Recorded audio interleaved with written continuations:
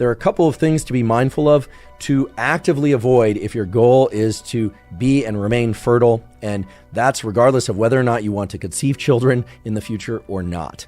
Certain behaviors that you want to avoid can have in diminishing your fertility for both males and females. So let's talk about those. So the first one is smoking. And when we talk about smoking here, we're talking about smoking nicotine, and we're talking about smoking cannabis. And indeed, there are strong data, and I will put a reference to one of the better, larger analyses of these data.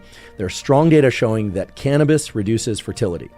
Now, I can already hear the screams from the back, although they're probably fairly drawled out screams from the back of people saying they smoke cannabis and they had no trouble conceiving.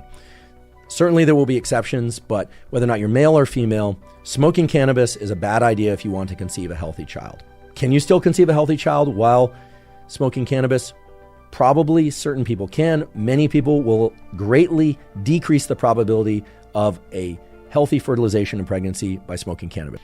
As well, nicotine, both smoked or vaped, is going to disrupt the process of fertilization and can disrupt pregnancy dramatically. Okay, so just avoid it altogether. How does this happen? Well, it turns out that smoking increases what are called reactive oxygen species. This greatly disrupts the quality of the egg at the level of the spindle and mitochondria and a number of other features.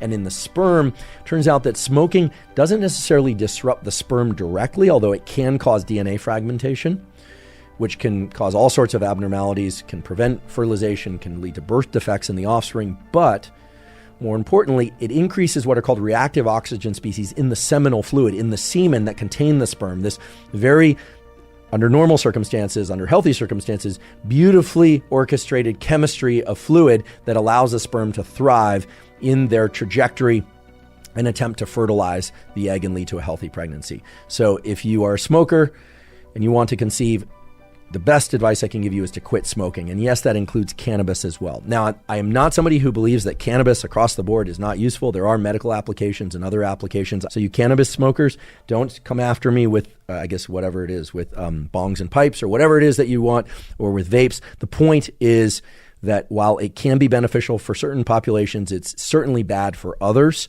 And if you're trying to conceive, it is bad for fertility and for a healthy pregnancy. Okay.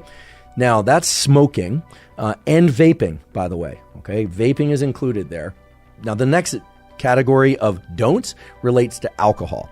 Now, everyone has heard that drinking during pregnancy is a bad idea.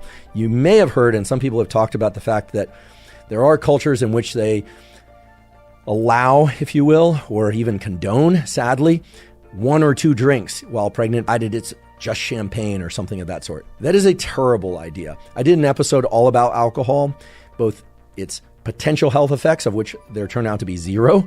And yes, that includes red wine. It is far better to not drink at all. And if you're going to drink, the limit, if you're a healthy adult who's not trying to conceive, not pregnant, and you don't have issues with alcoholism, is probably 2 drinks per week total. That's right, 2 drinks per week total. And that's the level that you really should consider if you're a drinker, if you're somebody who's trying to conceive. However, for a woman who becomes pregnant, the total number of drinks that you should allow yourself per week while pregnant and breastfeeding is indeed 0. There is absolutely no evidence that one can, quote unquote, get away with drinking during pregnancy. And people say, well, I had a perfectly healthy child, but of course you don't know what the health of that child would have been had you not drank at all.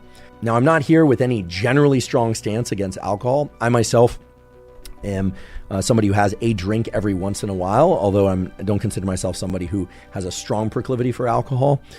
And of course, at this moment, I'm not trying to conceive children, and I'm certainly not pregnant. So that's safe for me. But frankly, I haven't had a drink in a very long time. And so I don't miss it. And that's me. But I do realize that a lot of people enjoy alcohol. And so it's that 2 drinks per week limit that really sets the upper limit and threshold beyond which you start running into issues with cellular mutation.